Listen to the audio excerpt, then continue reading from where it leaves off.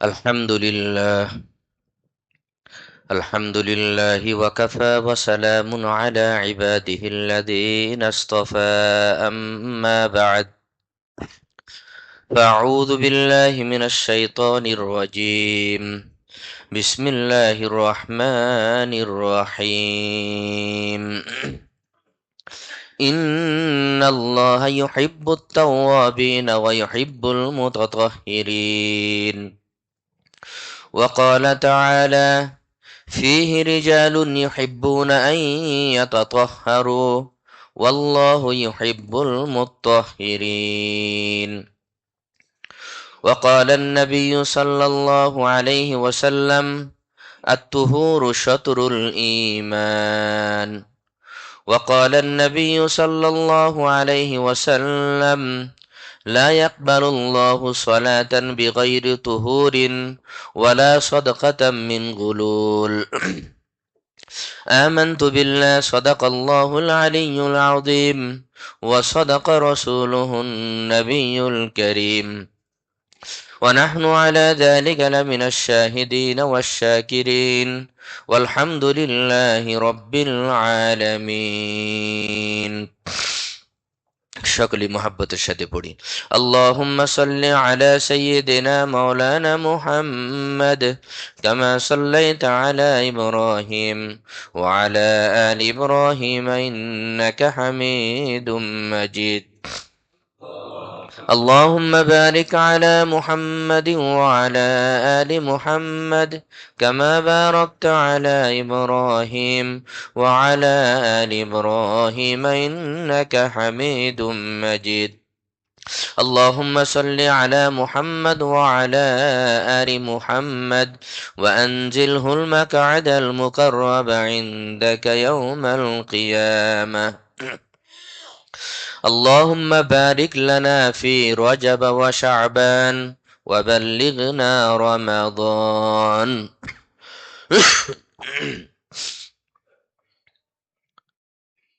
আলহামদুলিল্লাহ, আল্লাহ তাআলার মেহেরবানি, যিনি আমাদেরকে শীতের মৌসুমে জুমার দিনে আল্লাহর ঘর মসজিদে আগে আগে আসার, বসার, দিনই আলোচনা করার, শোনার তৌফিক দিয়েছেন। আবারও কালিমাতুশ শুকর আদায় করি, আলহামদুলিল্লাহি রাব্বিল আলামিন। আলহামদুলিল্লাহ, রজব মাস শুরু হয়েছে।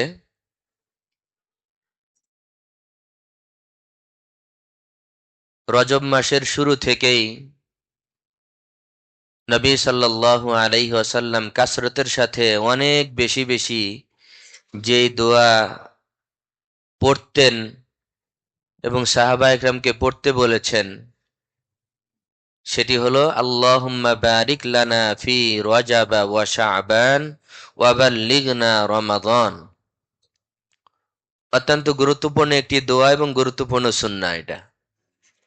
রজব শুরু হতেই আল্লাহ রাসূল সাল্লাল্লাহু আলাইহি ওয়াসাল্লাম অধিক পরিমাণে দোয়ার মধ্যে, খুতবার মধ্যে বিভিন্ন সময় এই দোয়ার ইহতিমাম করতেন, গুরুত্ব দিতেন। অতএব আমরাও এখন থেকেই রজবের শুরু থেকে আমরা এই দোয়া যখন সুযোগ হয় বেশি বেশি করে দোয়াটি পড়তে থাকব। আল্লাহ রাব্বুল আলামিন আমাদের তৌফিক দান করেন। এই দোয়ার মধ্যে বরকতের জন্য দোয়া করা হয়েছে যে আল্লাহ রজব এবং শাবান মাসে আমাদের জন্য বরকত দান করুন। ওয়াবাল্লিগনা রমাদান, আর আমাদেরকে আপনি অনুগ্রহ করে নেক হায়াত দিয়ে মাহে রমাদান পর্যন্ত আমাদেরকে পৌঁছিয়ে দিন, যাতে করে আমরা মাহে রমাদান পেয়ে ইবাদত বন্দেগী করে আমরা আমাদের গুনাহগুলোকে মাফ করে নিতে পারি। আমি বিগত জুমায় ওযুর ফরজ এবং তায়াম্মুমের বিষয়ে প্রসঙ্গত কিছু আলোচনা এসেছিল, আলোচনা করেছিলাম। সেই আলোচনার প্রেক্ষিতেই কয়েকজন মুসল্লিয়ান একরাম আমাকে বললেন যে হুজুর, এই জিনিসগুলো তো আমাদের অনেকেরই জানা নাই, আমাদের খুব জানা দরকার। দৈনন্দিন জীবনে প্রতি মুহূর্তে আমাদের যেই জিনিসগুলো, যেই মাসাইলগুলো লাগে, এগুলো নিয়ে আসলে খুব বেশি বেশি আলোচনা হওয়া উচিত। কিন্তু আসলে আমাদের সমাজে আলোচনার মজলিসগুলোতে, ওয়াজ মাহফিলগুলোতে এই জিনিসগুলোর আলোচনা হয় না। আলোচনা হয় শুধু ইউসুফ জুলাইখার কেচ্ছা কাহিনী, বিলকিস রানীর কেচ্ছা, ঘটনাবলীর আলোচনা বেশি হয়, কেচ্ছা কাহিনীর আলোচনা বেশি হয়, যেগুলো মানুষ শুনতে খুব মজা পায়, লম্বা সময় যায়। কিন্তু আসলে এগুলোর মধ্যে মানুষের হেদায়েত এবং ফায়দা নাই। ওয়াজ মাহফিল এখন এগুলো হয়ে গেছে হলো আওয়াজের মাহফিল। আমি এটা বলি যে আওয়াজের মাহফিল। আমি গত পরশুদিন দুটি প্রোগ্রামে গিয়েছিলাম। বগুড়া সোনাতলা একটা, আরেকটি প্রোগ্রাম ছিল আমার ছাত্রের মাদ্রাসায়, সেটা হলো জয়পুরহাট। প্রচন্ড ঠান্ডা এদিকে। তো যাই হোক, তো যেহেতু ছাত্রের মাদ্রাসা, ছাত্রই মাদ্রাসার প্রিন্সিপাল মহাব্বত করে, আমি বোঝানোর জন্য বলছি, মহাব্বত করে আমাকে প্রধান আলোচক দিয়েছেন। এখন প্রধান আলোচক তো শেষে আলোচনা করে। তো আমার আগে যিনি আলোচনা করেছেন, যেই সুর দিয়া টুন দিয়ে আলোচনা করলেন, আমি এশারের নামাজের পরে, যেহেতু লম্বা সফর করে গাড়িতে গিয়েছি, বাসে, এশারের নামাজের পরে একটু ঘুমিয়েছিলাম ঘন্টাখানিক। ঘুম থেকে উঠে দেখি যে কঠিন সুর দিয়ে আলোচনা করছেন, মানে এই সুরের কোনো শেষ নাই। আমি তো মনে মনে পেরেশান যে এই সুরের পরে আমার আলোচনা কে শুনবে। এই সুরওয়ালা বক্তা নেমে যাওয়ার পরে আমি যে ওয়াজ করব, আমার এই ভাঙ্গা কথা কে শুনবে? গ্রামের মানুষ কি গুরুত্ব বুঝবে যে এটা কোরআন হাদিসের গুরুত্বপূর্ণ কথা?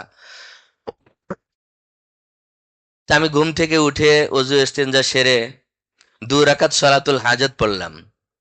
আমি মাঝে মধ্যে এটা আলোচনার আগে পড়ি, যাতে করে আল্লাহ রাব্বুল আলামিন আলোচনার মধ্যে তাসির দান করেন, রুহানিয়ত দান করেন, মানুষের জন্য হেদায়েতের ওসিলা হয় এমন কথা যেন আল্লাহ তাআলা জবান থেকে বের করে দেন। আমি এটা মাঝে মধ্যে করি। তো আমি ওযু ইস্তেঞ্জা সেরে 2 রাকাত সালাতুল হাজত নামাজ পড়লাম। নামাজ পড়ে দোয়া করে বললাম যে আল্লাহ, যে সুর দিয়ে ওয়াজ হলো, এই সুরের পরে আমার কথা কে শুনবে জানি না। মানুষের মধ্যে আল্লাহ তাআলা তুমি হক কথা গ্রহণ করার যোগ্যতা দাও, আর আমার জবানে হেদায়েত হয় মানুষের জন্য এমন কিছু কথা আমার জবানে বের করে দিও। তো আলহামদুলিল্লাহ, আমি 10টায় স্টেজে উঠলাম। পাগড়ি বিতরণ সহ, পাগড়ি দেওয়া সহ, কিছু পুরস্কার ছিল এগুলো সহ, সব মিলে 12টায় দোয়া হলো, রাত 12টায় দোয়া হলো। 2 ঘন্টা, হয়তো আধা ঘন্টা সময় এদিক সেদিক পাগড়ি বিতরণের মধ্যে, পুরস্কার বিতরণের মধ্যে চলে গিয়েছে, আর বাকি 1.5 ঘন্টা আলোচনা হলো। তো দেখলাম যে আলহামদুলিল্লাহ কোনো মানুষ উঠলো না, সবগুলো মানুষই রাত 12টা পর্যন্ত বসাই ছিল। বুঝাতে চেয়েছিলাম যে এর দ্বারা বোঝা যায় যে দ্বীনি আলোচনা কোরআন সুন্নাহ ভিত্তিক অথেন্টিক আলোচনা যদি হয়, ভালো আলোচনা যদি হয়, তাহলে এগুলো মানুষ শোনে, এগুলো মানুষ গ্রহণ করে।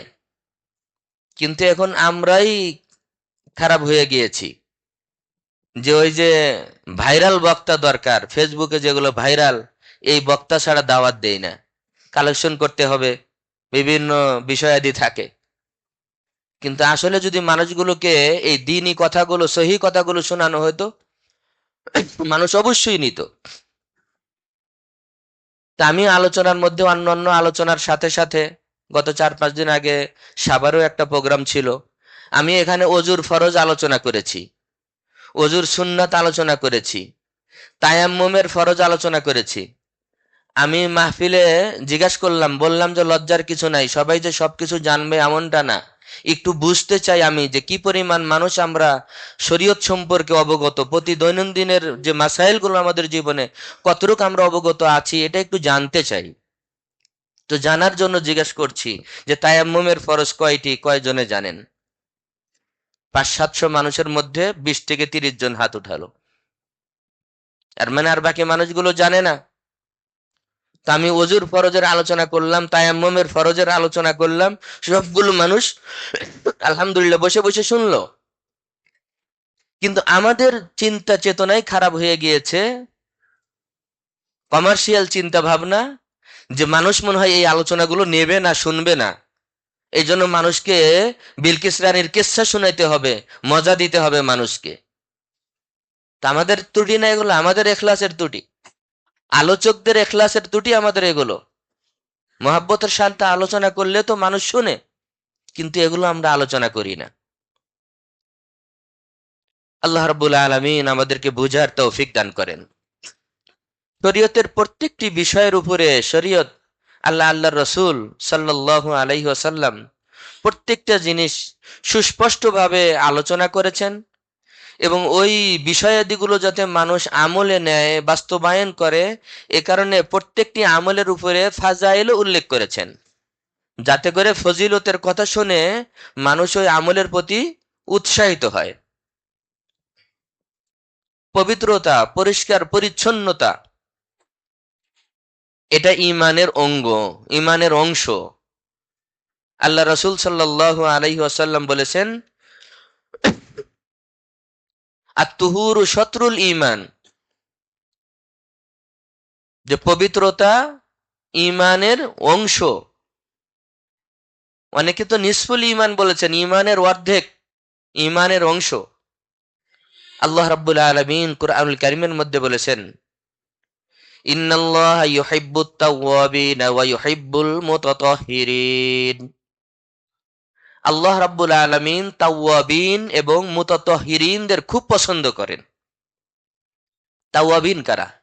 তাওয়াবিন মানে হলো তওবাকারী, বহুবচন। তাওয়াব একবচন, তাওয়াবিন বহুবচন। শাব্দিক অর্থ হলো যারা ব্যাক করে, ফেরত আসে, আল্লাহ তাআলা তাদের খুব পছন্দ করেন।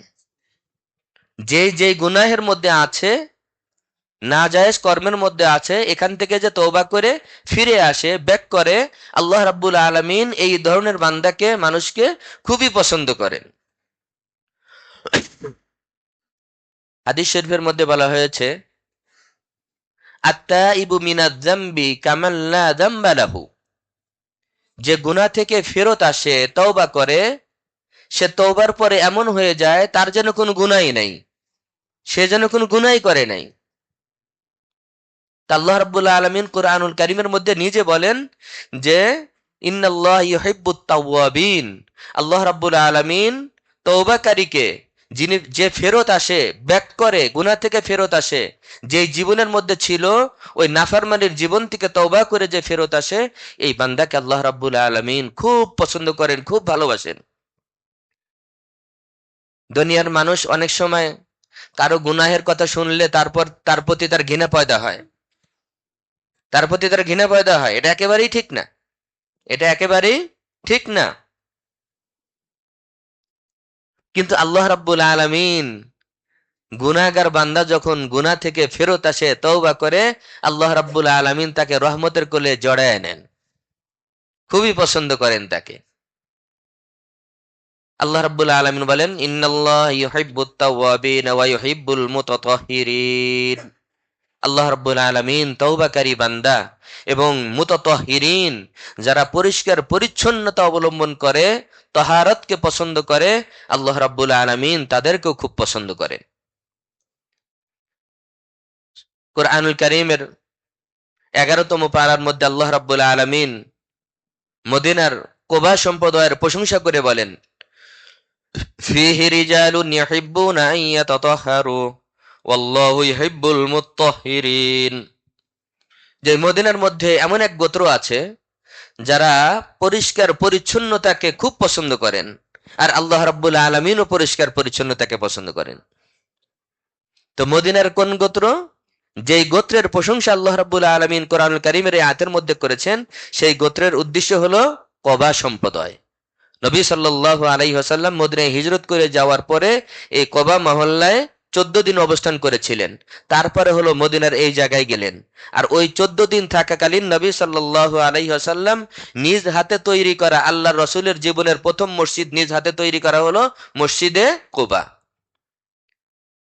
এজন্য কোবা মসজিদে নবী সাল্লাল্লাহু আলাইহি ওয়াসাল্লাম প্রতি সপ্তাহে একদিন শনিবারে, মসজিদে নববী এত ফজিলতের জায়গা, এই মসজিদ রেখে প্রতি সপ্তাহে একদিন, ওই মসজিদ হওয়ার পরেও আল্লাহ রসুল সাল্লাল্লাহু আলাইহি ওয়াসাল্লাম কখনো পায়ে হেঁটে, কখনো সেওয়ারি অবস্থায় ওই মসজিদে আসছেন। এবং নবী সাল্লাল্লাহু আলাইহি ওয়াসাল্লাম ওই মসজিদে নামাজ পড়ার ফজিলত বর্ণনা করেছেন। সুনানে ইবনে মাজার সহিহ রিওয়ায়াত, যেটা মসজিদের গেটে লেখা আছে, ওই মসজিদের গেটে খোদাই করে এখনো লেখা আছে হাদিসটি, রেফারেন্স সহ, সুনান ইবনে মাজা বিসানাদিন সহিহিন। আল্লাহ নবী বলেছেন, মদিনায় থাকাকালীন যারা নিজ গৃহে থেকে, ঘর থেকে পবিত্রতা অর্জন করে এই মসজিদে কুবায় আসবে আর 2 রাকাত নামাজ পড়বে, সে একটি মকবুল ওমরার সওয়াব পাবে। হাদিস কেটে লেখা আছে। তো যাই হোক, নবী আল্লাহ রাব্বুল আলামিন এই কোবা সম্প্রদায়ের প্রশংসা করেছেন কোরআনুল কারীমের এই আয়াতের মধ্যে। আল্লাহ রাব্বুল আলামিন বলেন যে এমন সম্প্রদায় আছে যারা পবিত্রতাকে খুব পছন্দ করেন। এই গোত্রের দ্বারা মুরাদ হলো কোবা সম্প্রদায়। তো তাদের কি আমল ছিল, কিভাবে তহারাত পবিত্রতা অর্জন করতেন, যেটা আল্লাহ খুব পছন্দনীয় ছিল? মুফাসসিরিন ইকরাম তাফসিরের মধ্যে, হাদিসের মধ্যে এসেছে যে তারা টয়লেট করার পরে, পেশাব করার পরে ঢিলা এবং পানি উভয়টি ইস্তেমাল করতেন, উভয়টি ব্যবহার করতেন। এ কারণে আল্লাহ রাব্বুল আলামিন অধিক তহারাত অবলম্বন করতেন, কারণ ওই সময় তো পানির সংকট ছিল, অনেকে ঢিলা কুলুকের উপরেই শেষ করেছেন। কিন্তু ওই মহল্লাবাসী তারা ওয়াশরুম সারার পরে কি করতেন? দুটোটাই ব্যবহার করতেন, ঢিলা কুলুকও ব্যবহার করতেন, টয়লেট টিস্যুও ব্যবহার করতেন এবং পানিও ব্যবহার করতেন, উভয়টি ব্যবহার করতেন। যে কারণে আল্লাহ রাব্বুল আলামিন এই সম্প্রদায়ের প্রশংসা করেছেন কোরআনুল কারীমের আয়াতের মধ্যে। সুবহানাল্লাহ। আজ তো ইয়াহুদ নাসারাদের কালচার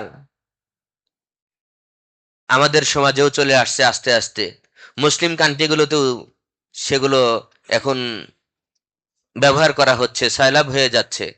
আপনি মদিনা এয়ারপোর্টে গিয়ে দেখেন, মদিনা এয়ারপোর্টে গিয়ে দেখবেন যে পানি ব্যবহার করার সঠিক ব্যবস্থা সেখানে রাখা হয় নাই।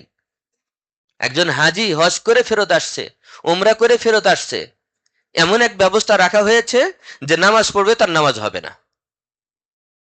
মানে পরিষ্কার পরিচ্ছন্নতা হওয়ার অবলম্বন করার ব্যবস্থাই রাখা হয় নাই, যে যাতে নামাজ পড়ে তার নামাজ না হয়। ইয়াহুদ নাসারাদের কালচার আমরা এভাবে নিয়ে নিচ্ছি, আমাদের গভীরভাবে আমরা চিন্তাই করছি না। অথচ আল্লাহ রাব্বুল আলামিন কোরআনুল কারীমের মধ্যে এগুলোর প্রশংসা করেছেন। তো গত জুমায় আমরা অজুর ফরজ নিয়ে আমরা আলোচনা করেছিলাম। তো বলছিলাম যে শরীয়তে প্রত্যেকটা জিনিসের মাসাইলের সাথে সাথে ফাজাইল উল্লেখ করেছেন, ফজিলতের কথা বলেছেন, যাতে করে মানুষ ওই আমলের প্রতি উৎসাহিত হয়। মানুষ যখন অজু করে, সহিহ মুসলিমের হাদিস, তিরমিজি শরীফের প্রথম খণ্ডের একেবারে প্রথম হাদিস, তিরমিজি শরীফের প্রথম খণ্ডের একেবারে প্রথম হাদিস, এবং মুসলিম শরীফের মধ্যেও হাদিসটি আনা হয়েছে, যাতে করে মানুষ শীতকালীন সময়েও ওই ফজিলতের দিকে খেয়াল করে সুন্দরভাবে অজু করে। যে যখন ইজা তাওয়াদ্দাল আব্দুল মুমিনু আবিল মুসলিমু, যখন কোন মুসলমান বান্দা বান্দি যখন অজু করে, অজু করার সময় যখন অঙ্গ প্রত্যঙ্গগুলো ভালোভাবে ধৌত করে এবং সে ফজাইলের প্রতি, ফজিলতের প্রতি খেয়াল করে ঘষে মেজে সময় নিয়ে সুন্দরভাবে অজু করে, তো হাদিসের মধ্যে বলা হয়েছে, সহিহ মুসলিমের হাদিসের মধ্যে, যে প্রত্যেকটা অজুর অঙ্গ থেকে, ওই অঙ্গ থেকে যত গুনাহ সে কামাইছে সব গুনাহগুলো একেবারে ঝরে যায়। লম্বা হাদিস, আমি হাদিসটা আজকে বলবো না, ধারাবাহিক আলোচনা আসলে পরে বলবো। হাদিসের শেষে বলা হয়েছে হাত্তা ইয়াখরুজা নাকিয়্যাম মিনাদ দুনুব, এ পর্যন্ত যে অজুর শেষে সে সমস্ত গুনাহ থেকে পুত পবিত্র হয়ে যায়। অজুর শেষে সে গুনাহ থেকে পুত পবিত্র হয়ে যায়। মানুষ সবচেয়ে বেশি গুনাহ করে কোন অঙ্গগুলো দিয়ে? অজুর মধ্যে আমরা যে অঙ্গগুলো ধৌত করি, দেখেন শরীয়তের গভীরভাবে যদি আমরা চিন্তা করি, অজুর মধ্যে এই অঙ্গ কয়েকটাই কেন ধোয়ার বিধান দেওয়া হলো? পেট ধুইতে বলা হলো না কেন? পিঠ ধুইতে বলা হলো না কেন? অন্যান্য অঙ্গ ধুইতে বলা হলো না কেন? প্রত্যেকটা জিনিসের একটা দর্শন আছে, ফালসাফা আছে। এটা যদি আমরা গভীরভাবে চিন্তা করি তাহলে আমাদের বুঝে আসবে যে অজুর অঙ্গে যখন ধৌত করে, অজুর অঙ্গ ধৌত করার সাথে সাথে অজুর পানির সাথে সাথে গুনাহগুলো ঝরে যাবে। সুতরাং অজুর মধ্যে ওই সমস্ত অঙ্গ প্রত্যঙ্গ গুলোই ধুইতে বলা হয়েছে, সাধারণত যেই সমস্ত অঙ্গ প্রত্যঙ্গের মাধ্যমে গুনাহ করে বান্দা, মানুষ যে অঙ্গ প্রত্যঙ্গের দ্বারাই গুনাহগুলো করে ওইগুলো ধুইতে বলা হয়েছে। সবচেয়ে গুনাহ হয় হলো এই যে মুখমণ্ডল, চোখ, নাক, কান, হাত, পা, জবান, এই জিনিসগুলোর দ্বারাই অধিকাংশ কি বলা চলে কলবের গুনার পরে অঙ্গ প্রত্যঙ্গের যত গুনাহ আছে সব গুনাহ এই কয়েকটি অঙ্গের দ্বারাই সংগঠিত হয়। আর এই অঙ্গগুলোই দিনে কমপক্ষে তো 5 বার নামাজের সময় ধুইতে বলা হয়েছে, যাতে করে বান্দা প্রতি মুহূর্তেই যে গুনাহগুলো মানে করে, এই গুনাহগুলো যেন ঝরে যায়, গুনাহ থেকে আল্লাহ তাআলা পুত পবিত্র করে দেন। যখন হাত ধোয় হাতের গুনাহ চলে যায়, পা ধোয়ার সময় পায়ের গুনাহ চলে যায়, যখন আমরা মুখমণ্ডল ধুই চোখের গুনাহ, কানের গুনাহ, নাকের গুনাহ, সবচেয়ে বেশি গুনাহ জবানের গুনাহ, এই জবানের গুনাহ সব গুনাহগুলো ঝরে যায়। হাত্তা ইয়াখরুজা নাকিয়াম মিনাদ দুনুব, এ পর্যন্ত সে গুনাহ থেকে একেবারে পুত পবিত্র হয়ে যায়। তো পরিষ্কার পরিচ্ছন্নতা পবিত্রতার প্রতি এত খেয়াল করা হয়েছে। তা আমি গত জুমায় অজুর ফরজের উপরে আলোচনা করেছিলাম যে আল্লাহ রাব্বুল আলামিন কোরআনুল কারীমের মধ্যেই বলে দিয়েছেন অজুর ফরজ কয়টি? 4টি। কিন্তু অনেক ফুকাহা একরাম, ইমামে আহমদ রহমাতুল্লাহি আলাই, ইমামে মালিক রহমাতুল্লাহি আলাই, ইমামে শাফিঈ রহিমাহুল্লাহু তাআলা, ওনারা অজুর আরো কিছু বাড়তি ফরজ ওনারা বলেছেন। ওনারা অজুর আরো কিছু বাড়তি ফরজ বলেছেন, যেটা ওই ফরজ আদায়ের জন্য সহায়ক। হানাফি মাযহাবে যেহেতু কোরআনে বলা নাই, তাই ফরজ না বলে সেগুলোকে সুন্নাত বলা হয়েছে। তার মধ্যে একটি গুরুত্বপূর্ণ হলো ইমামে মালিক রহমতুল্লাহি আলাই বলেন যে অজুর মধ্যে 4 ফরজের সাথে আরেকটি বাড়তি ফরজ হলো দলক, অর্থাৎ অজুর অঙ্গগুলো ধোয়ার সময় ঘষা, দলক করা, ঘষা, এটা একটা ফরজ। কারণ অজুর অঙ্গগুলো ধোয়ার সময় যদি ঘষা না হয় এইভাবে, তাহলে এই লোমের গোড়ালিতে, চামড়ার মধ্যে ভালো করে পানি পৌঁছে না। বিশেষ করে শীতের দিনে, ঠান্ডার সময় যখন শরীর শুষ্ক হয়ে থাকে, পায়ের তলাগুলো যখন শুষ্ক হয়ে থাকে, এখানে যদি 5 বারও শুধু পানি ঢেলে দেই আর যদি হাত দিয়ে না ঘষি, তাহলে ওই পায়ের তলায় যে রেখাগুলো আছে এগুলোর মধ্যে পানি ভালো করে পৌঁছে না। ইমামে মালিক রহমাতুল্লাহ আলাই বলেন ফরজের সহায়ক হওয়ার কারণে এটাও ফরজ, কারণ দলক যদি না করা হয়, না ঘষা হয়, তাহলে পানি সেখানে পৌঁছবে না। এজন্য উনি দলককেও ফরজ বলেন। এটা কিন্তু বাস্তব দেখেন, যখন শুষ্ক থাকে, অনেক বেশি শুষ্ক থাকে, তখন শুধু পানি দিলে পানিটা উপর দিয়ে গড়ে যায়, কিন্তু পানিটা চামড়ার মধ্যে, বিশেষ চামড়ার মধ্যে যে রেখা আছে, উঁচু নিচু জায়গা আছে, এই রেখাগুলোর মধ্যে, দাগগুলোর মধ্যে পানি ঠিক মতে পৌঁছবে না। আরো অনেকের পা যদি ফাটা থাকে, বিভিন্ন সমস্যা থাকে, তাদের তো আরো পৌঁছবে না। এক অঙ্গ ধৌত করার পরে আর এক অঙ্গ ধৌত করা, এক অঙ্গ শুকার আগে আর এক অঙ্গ ধৌত করা, ইমামে শাফি রহমতুল্লাহ আলাই ওজুর মধ্যে নিয়তকেও ফরজ বলেছেন। কিন্তু আমার কাছে এটা সবচেয়ে গুরুত্ব মনে হয় ইমামে মালিক রহমতুল্লাহ আলাইয়ের এটা। ইমামে মালিক রহমতুল্লাহ আলাই বলেন যে অজুর এই 4 ফরজের সাথে সাথে সহায়ক এটাও ফরজ, সেটা হলো দলক, ঘষে ঘষে ধুইতে হবে, পাও ঘষতে হবে।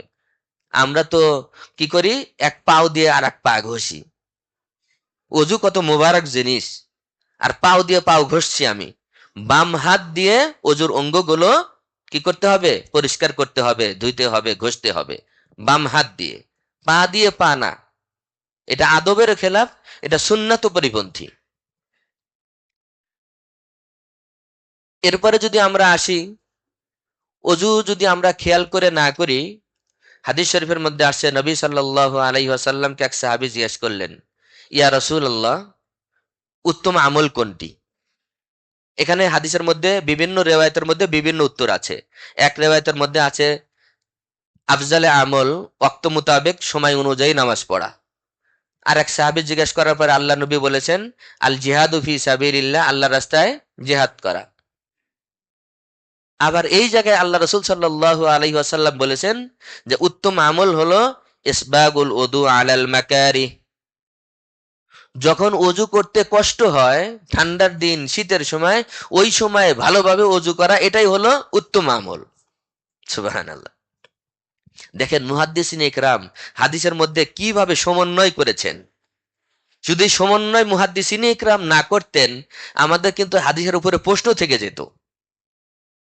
অনেকে তো প্রশ্ন করতে পারে যে আল্লাহ রাসূল সাল্লাল্লাহু আলাইহি ওয়াসাল্লাম একই প্রশ্ন উত্তর এক একজনকে এক একভাবে দিচ্ছেন। প্রশ্ন করার যদি কারো ইচ্ছা থাকে, সে তো বিভিন্ন ভাবেই প্রশ্ন করতে পারে।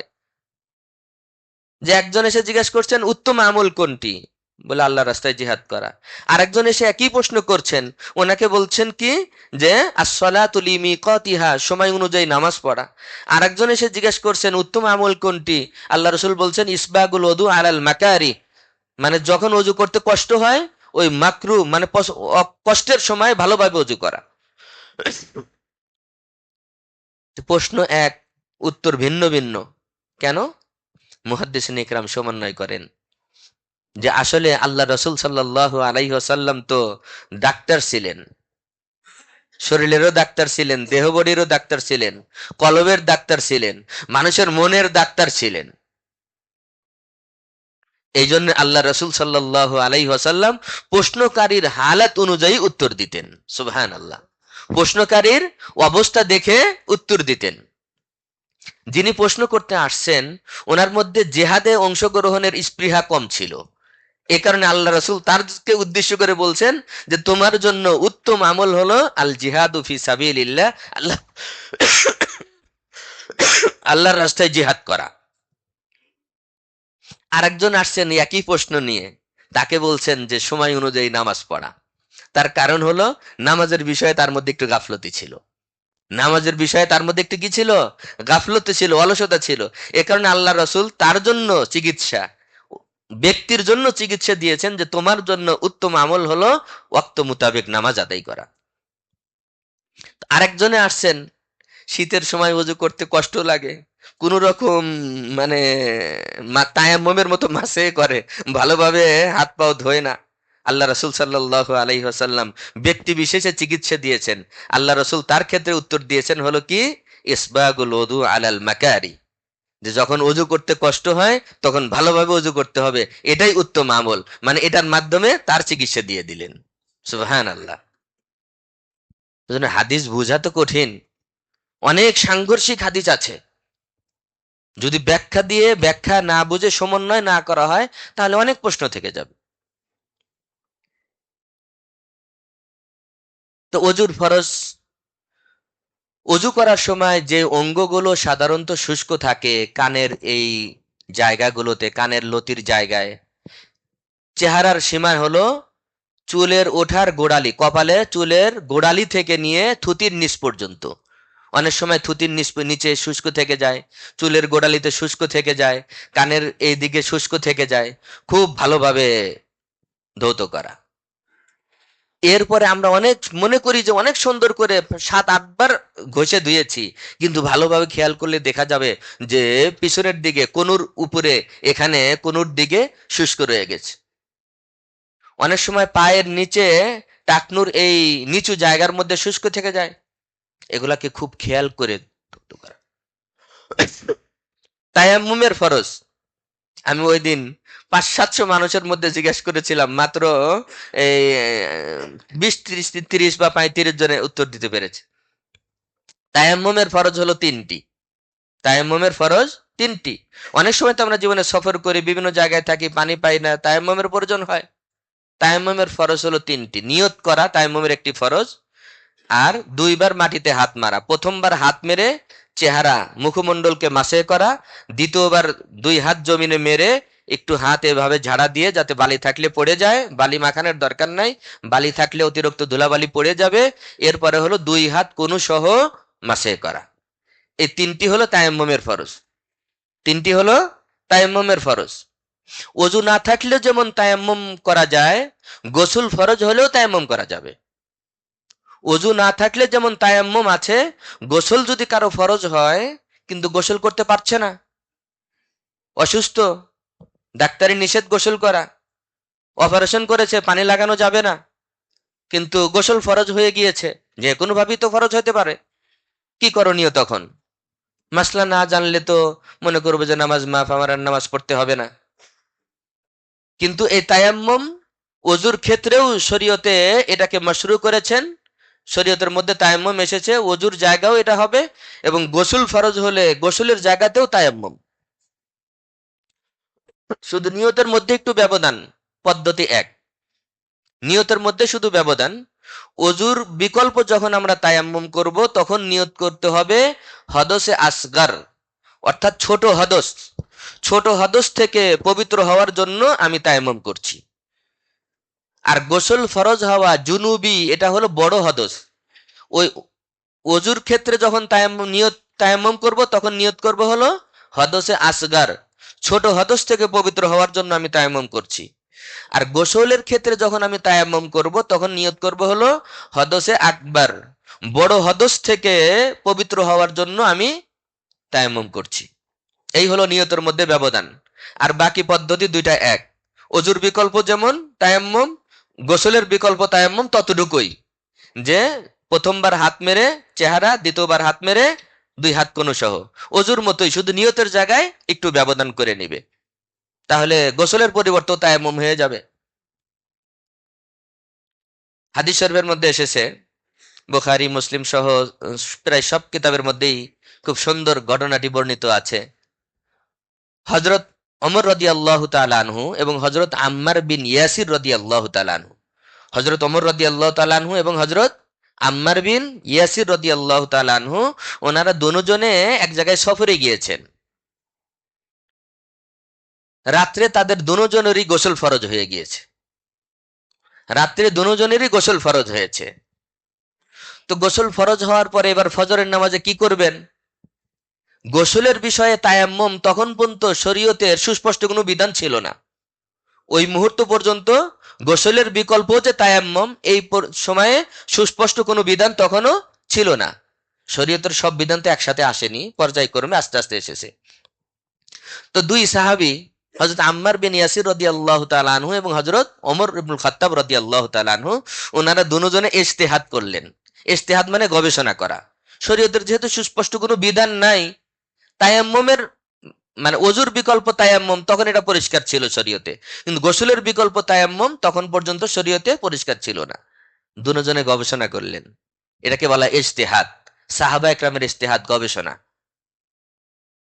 হযরত আম্মার বিন ইয়াসির রাদিয়াল্লাহু তাআলা আনহু, উনি গবেষণা করলেন যে ওযুর বিকল্প তায়াম্মুম, যেমন ওযুর অঙ্গতে ধুলাবালি মাখাইতে হয়, ওযুর বিকল্প তায়াম্মুমের মধ্যে যেহেতু ওযুর অঙ্গে কি করতে হয়? ধুলাবালি লাগাইতে হয়, মানে হাত মেরে মাসে করতে হয়। তাহলে গোসলের বিকল্প তায়াম্মুম, গোসলের পুরা অঙ্গ মানে পুরা বডিতে ধুলাবালি লাগাইতে হবে। ইজতিহাদ দেখেন, উনি চিন্তা করলেন কি, যে ওযুর বিকল্প তায়াম্মুমের মধ্যে যেহেতু ওযুর অঙ্গে ধুলাবালি লাগাইতে হয়, হাত মাসে করতে হয়, তো গোসল কি মাথা থেকে পা পর্যন্ত পুরা শরীরে পানি লাগাইতে হয়। তাহলে গোসলের বিকল্প তায়াম্মুমের মধ্যে মাথা থেকে পা পর্যন্ত পুরা শরীরে ধুলাবালি লাগাইতে হবে। পরিষ্কার বুখারীর সব হাদিসের মধ্যে, এটা কিতাবের মধ্যে এটা আসছে। আম্মার বিন ইয়াসির রাদিয়াল্লাহু তাআলা আনহু, উনি গবেষণা করে পুরা ধুলাবালির মধ্যে নিজে শুয়ে গেলেন, শুয়ে নিজেকে পল্টানো শুরু করলেন। কয়েকবার গড়াগড়ি করে যখন মাথা থেকে পা পর্যন্ত অঙ্গ প্রত্যঙ্গ শরীরের সব জায়গায় যখন ধুলাবালি লেগে গেছে, উনি মনে করলেন যে তায়াম্মুম হয়ে গেছে, উনি ওইভাবে নামাজ আদায় করলেন। ওমর রাদিয়াল্লাহু তাআলা আনহু, যেহেতু সুস্পষ্ট কোনো বিধান নাই, উনি ইজতিহাদ করে উনি তায়াম্মুমও করলেন না, উনি নামাজও পড়লেন না। উনি ইজতিহাদ করলেন যেহেতু সুস্পষ্ট কোনো বিধান নাই, এখানে কি করব? তো ওইভাবে ওনার ইজতিহাদ ওইভাবে আসে নাই, মিলে নাই। ওনার ইজতিহাদে ওইভাবে আসে নাই যে এভাবে মানুষ মাটিতে পলতাবে, এটা কেমন কথা। ওনার ইজতিহাদে এটা আসে নাই, যে কারণে উনি নামাজও পড়েন নাই, উনি ওইভাবেই রয়েছেন। সফর শেষ করার পরে দুজনে নবী সাল্লাল্লাহু আলাইহি ওয়াসাল্লামের দরবারে আসলেন। আসার পরে বললেন, ইয়া রাসূলুল্লাহ, আমাদের দুজনেই সফরে ছিলাম, দুজনের গোসল ফরজ হয়েছিল সফরের মধ্যে রাত্রে, তো ফজরের ওয়াক্তে আমি এই করেছি, ওমরে কিছুই করে নাই। নবী সাল্লাল্লাহু আলাইহি ওয়াসাল্লাম, হাদিস শরীফের মধ্যে আসছে, ফাদাহিকা, নবী সাল্লাল্লাহু আলাইহি ওয়াসাল্লাম আম্মার বিন ইয়াসির রাদিয়াল্লাহু তাআলা আনহুর ওই মাটিতে পলটানের ওয়াকিয়া ঘটনা শুনে আল্লাহ রাসূল মুস্কি হাসলেন। আল্লাহ রাসূল মুস্কি হাসলেন। হাসার পরে ওমর রাদিয়াল্লাহু, যেহেতু শরীয়তের বিধান ছিল না সুস্পষ্ট, ওমর রাদিয়াল্লাহু তাআলা যেহেতু সালাত আদায় করেননি, ওনাকেও কিছু বললেন না। এরপর আল্লাহ রাসূল মুস্কি হেসে তায়াম্মুম শিখিয়ে দিলেন। ইন্নামা ইয়াকফিকা হাকাযা, আল্লাহ রাসূল বললেন তোমাদের জন্য এমনই যথেষ্ট ছিল। এমন কিভাবে বলে আল্লাহ রাসূল ওই তায়াম্মুমের মতো, অজুর বিকল্প তায়াম্মুমের মতো তায়াম্মুম শিখিয়ে দিলেন, যে গোসল অজুর তায়াম্মুম যেমন, গোসলের বিকল্প তায়াম্মুমই তেমনই। দুজনের কাউকেই কিছু বললেন না। আল্লাহ রাব্বুল আলামিন আমাদের মাসায়েল বুঝে জীবনযাপনের তৌফিক দান করেন, শরীয়তের ইলম অর্জন করার তৌফিক দান করেন। আলোচনাগুলো দরকার কিনা বলেন? এই আলোচনাগুলো আমাদের খুব বেশি বেশি জানা দরকার। এটা প্রতি মুহূর্তেই তো আমাদের লাগে, সফরে, বাসায়, বিভিন্ন জায়গায় এগুলো আমাদের আলোচনা হওয়া উচিত, আলোচনায় আসা উচিত। আল্লাহ রাব্বুল আলামিন ইখলাসের সাথে আমাদের শরীয়ত জেনে বুঝে আলোচনা করার, মানার তৌফিক এনায়েত করেন। আরেকটি কথা বলে শেষ করি। আলহামদুলিল্লাহ, আপনাদের সার্বিক সহযোগিতায় মসজিদ, মাদ্রাসা সবকিছু অনেক সুন্দর হচ্ছে দিন দিন, এটা আপনারা দেখছেন। মসজিদের এত কোটি কোটি টাকার স্থাপনা কাজ, সৌন্দর্য বর্ধন ইত্যাদি সবকিছু আপনাদের সহযোগিতায় হয়েছে। আমাদের অল্প কিছু মসজিদের জরুরি কাজ রয়েছে, সেটা হলো মসজিদের তৃতীয় ফ্লোর, দ্বিতীয় ফ্লোর এবং তৃতীয় ফ্লোর। এই ফ্লোরের বর্ধিত অংশ, যেটা মসজিদ যেটা বৃদ্ধি করা হয়েছে উত্তর অংশে, নতুন অংশ, এটা টাইলস লাগানো। কিন্তু পুরাতন অংশ, এই দুটি ফ্লোরের দ্বিতীয় এবং তৃতীয়, চতুর্থ ফ্লোর আবার টাইলস করা। এই মসজিদের মাঝখানে দ্বিতীয় এবং তৃতীয় ফ্লোরের এই পূর্বের দক্ষিণের অংশ, এটা মোজাইক, অনেক পুরাতন মোজাইক, টাইলস নাই। যেখানে কারণে কিছু সমস্যা হচ্ছে, একটা হলো কাতারের সমস্যা হয়ে যাচ্ছে। মসজিদের উত্তর অংশে নতুন অংশের কাতার হলো ওই 24 ফিটের স্কোয়ার ফিটের, মানে দুইটা টাইলস, মানে 48 ইঞ্চি। আর পুরাতন অংশের কাতার হলো 44 ইঞ্চি। 44 ইঞ্চিতে ওই যে কাতারের বর্ডার দেওয়া। তো নামাজের কাতারেও সমস্যা হয়ে যাচ্ছে, মসজিদ পরিষ্কার পরিচ্ছন্ন রাখতেও সমস্যা হয়ে যায়, বিভিন্ন ধরনের সমস্যা। কাতারের সমস্যা তো একটা বড় সমস্যা। 44 ইঞ্চি কাতার ছোট, মানুষের নামাজ পড়তে কষ্ট হয়ে যায়। তো ওই দিকের কাতার হলো 48 ইঞ্চি টাইলস জায়গায়, আর এই দিকে হলো 44 ইঞ্চি। নামাজের কাতারের সমস্যা হয়, সব বন্দিতে সমস্যা হয়, পরিষ্কার পরিচ্ছন্নতে সমস্যা, সৌন্দর্যতার মধ্যেও সমস্যা। আলহামদুলিল্লাহ, কোটি কোটি টাকার এত কাজ যেহেতু আপনাদের সহযোগিতায় আলহামদুলিল্লাহ হয়েছে। আল্লাহর ঘর, মসজিদ, আল্লাহর ঘরের খেদমত কে করতে পারে? আল্লাহ রাব্বুল আলামিন যার অর্থ সম্পদ কবুল করবেন, যাকে ভালোবাসবেন, তাকে আল্লাহ নিজের ঘরের খেদমতের যে তৌফিক দিবেন, সেই পারবে এটা করতে। এটা খুব বেশি কোনো বড় কোনো বিষয় না। আমরা চাচ্ছি, কমিটিতে আলোচনাও হয়েছে, অনেকের সাথে মশওয়ারাও হয়েছে, যে রোজার আগে আমরা জানুয়ারিতেই কাজটি ধরতে চাচ্ছি, যে রোজার আগেই এই দুটি ফ্লোরের একটা অংশ, যেটা এখনো টাইলস লাগানো হয় নাই, এটা টাইলস লাগাই দিতে, যাতে করে কাতার বন্দিটা সহজ হয়। এটা তো শরীয়তের গুরুত্বপূর্ণ একটা জিনিস, শুধু সৌন্দর্য বর্ধনই উদ্দেশ্য না। তো এখানে আমাদের প্রায় 7,000 স্কোয়ার ফিটের মতো এখানে আমাদের টাইলস লাগবে। এক একটা কাতারে হিসাব করা হয়েছে, এই একজনের নামাজের জায়গায়, একজনের নামাজের জায়গায় দুটি টাইলস লাগবে, 24 বাই 24। তাহলে 24 বাই 24 দুই টাইলস মানে হলো কত? 8 স্কোয়ার ফিট। 24, 8 square feet. একজনের নামাজের জন্য হলো 8 স্কোয়ার ফিট। তো 8 স্কোয়ার ফিটে আমরা যদি 1,000 টাকা টাইলসের দাম ধরি, তো আমরা মিস্ত্রি নিয়ে এসেছিলাম, সম্ভাব্য একটা হিসাবও করেছি। সেই হিসাবে একজনের নামাজের জায়গার মধ্যে আরো 500 টাকার মতো খরচ হবে টাইলস, এই মোজাইক ভাঙতে, টাইলস স্থাপন করতে, এই সিমেন্ট, বালি, মিস্ত্রি মজুরি সহ। মোটামুটি একটা রাফ আইডিয়া এটা। তো 1500 থেকে 1600 টাকা লাগবে হলো একজনের নামাজের জায়গায়। একজনের নামাজের জায়গায় লাগবে হলো এটা। আর যদি আমরা মানে এক কাতার টাইলস করতে চাই, তাহলে এখানে লাগবে হলো 50,000 টাকা। তো যার যতটুকু সুযোগ হয় কমপক্ষে এইভাবে নিয়ত করে নেই। আমরা যদি 1000 মানুষ একজনের করে নামাজের জায়গা আমরা আল্লাহর জন্য দিয়ে দেই, যে আমি একজনের টাইলস দিব, একটা মুসল্লা টাইলস দিব লাগানোর খরচ সহ, মানে 1500-1600 করে টাকা দিব, 1500 করে টাকা দিব। তাহলে কি হবে? আপনি একজনের সুন্দর নামাজের ব্যবস্থা করলেন। এখানে যত মানুষ সালাত আদায় করবে সেজদা দিবে, এখানে ছাত্ররা পড়াশোনা করে, রাত্রে তাহাজ্জুদ পড়ে, কোরআনে কারিম তেলাওয়াত করে, অনেক সাদকায়ে জারিয়া, অনেক সওয়াব পাওয়া যাবে। আর যদি কেউ পুরো এক কাতার দিতে চান 50,000 টাকা লাগবে। তো যে যেভাবে পারি আমরা জানুয়ারিতেই কাজটি শুরু করতে চাচ্ছি। আপনাদের সহযোগিতায় যেহেতু এটা হয়েছে, ইনশাল্লাহ বাকিটাও হয়ে যাবে। তো পরে দিলেও আপনারা যদি আমাদের কারো কাছে, মুয়াজ্জিন সাহেবের কাছে, আমাদের ভুইয়া সাহেব আছেন ওনার কাছে, অথবা যে কারো কাছে যদি আপনারা একটু তালিকা লিস্ট করে দেন যে হ্যাঁ আমি একজনের টাইলসের জায়গা দেবো, একটা মুসল্লা নামাজের একটা জনের জায়গার ব্যবস্থা করব, অথবা এক কাতারের ব্যবস্থা করব, অথবা আল্লাহর বান্দা এমনও থাকতে পারেন যে আমি একটা ফ্লোরের টাইলস আমি দিয়ে দিলাম, আল্লাহর ঘরের খেদমত। আল্লাহ তাআলা যাকে তৌফিক দিবেন সে পারবে ইনশাআল্লাহ। আমরা হিম্মত করলে, নিয়ত করলে আল্লাহ তাআলা মসজিদের যেহেতু বাকি অংশ আপনাদের সহযোগিতায় আলহামদুলিল্লাহ হয়েছে, এটাও ইনশাআল্লাহ হয়ে যাবে। তো আপনারা যদি পরেও দেন, যদি আপনারা একটা তালিকা মুয়াজ্জিনের কাছে লিখে দিয়ে যান যে ইনশাআল্লাহ আমি একজনের দেব, ঠিকানা সহ লিখে দিয়ে গেলেন, অথবা আমি 10,000 5,000 এই কাজের মধ্যে দেব, এইভাবে আপনারা যদি একটু সহযোগিতা করেন ইনশাআল্লাহ, তাহলে আমরা আস্তে আস্তে কাজের দিকে যাব। আল্লাহ রাব্বুল আলামিন আল্লাহর ঘরের এই খেদমতে আমাদের প্রত্যেককেই অংশগ্রহণের তৌফিক দান করেন। এমন তো কেউ নাই যে একজনের নামাজের জায়গা টাইলস দিতে পারবো না, 1500 টাকা দিতে পারবো না, এমন কেউ নাই। আমরা প্রত্যেকেই যেন কমপক্ষে একজনের নামাজের জায়গা টাইলস দিয়ে হলেও এই মহান খেদমতের মধ্যে আমরা অংশগ্রহণ করি। আল্লাহ রাব্বুল আলামিন আমাকেও তৌফিক দান করেন, আপনাদেরকেও তৌফিক দান করেন। ওয়া আখিরু দাওয়ানা আলহামদুলিল্লাহি রাব্বিল আলামিন। সাদাকাত সুন্নাত মুআক্কাদা পড়ে নিই।